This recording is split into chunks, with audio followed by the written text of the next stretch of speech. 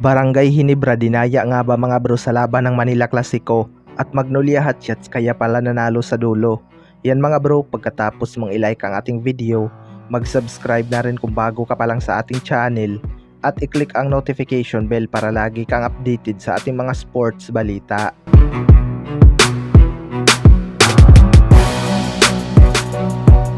So isang napakagandang laban nga ang nangyari kagabi mga bro. Manila Clasico, Barangay Hinebra kontra Magnolia Hotshots. Matamlay nga ang laro ng Magnolia Hotshots sa first half kaya agad silang tinambakan ng Barangay Hinebra. Umabot nga hanggang 26 points ang biggest lead ng Barangay Hinebra mga bro. Pero sa late minutes ng third quarter, grabing run nga ang ginawa ng Magnolia Hotshots kung saan binaba nila sa single digit ang lamang ng Barangay Hinebra. Isa nga sa mga nakita kong dahilan kaya nanalo ang Magnolia Hotshots mga bro ay ang kanilang depensa. Biglang ang nag-iba ang kanilang depensa noong second half kaya nahirapan ng maka-score ang Barangay Hinebra. Pagod na din itong mga player ng Barangay Hinebra dahil binuhos nga nila ang kanilang lakas sa first half. Biglang ang nagparamdam si Gio Halalon at Tyler B sa second half kaya nagpanik na rin ang Barangay Hinebra. Maraming ang mga open shot ang Barangay Hinebra na hindi nila naipasok at wala naman sinasayang na posisyon ang Magnolia Hotshots. Kaya nadala nila sa sipag at nakambak ang laban. Halimaw na naman ang ginawa ni Tyler B para sa Magnolia Hotshots.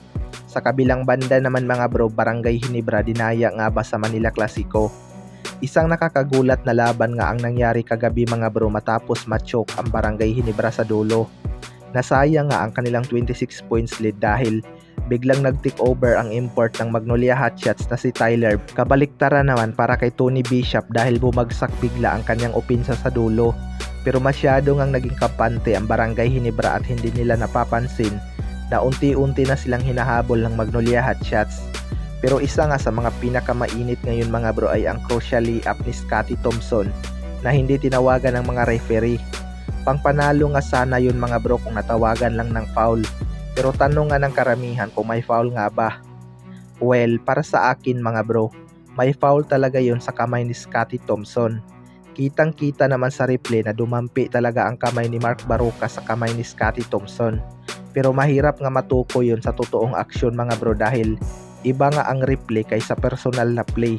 Yun yung tinatawag na breaks of the game. Pero kung naingatan lang sana ng Barangay Hinebra ang kanilang malaking lamang, panigurado ililitgo lang nila ang pangyayari na yan sa dulo. I-credits na lang natin sa Magnolia Hotshots ang panalo na yon dahil kita din naman natin na hinabol talaga nila ang malaking lamang ng Barangay Hinebra kaya abangan na lang natin yan. Kayo mga bro, ano masasabi nyo tungkol dito?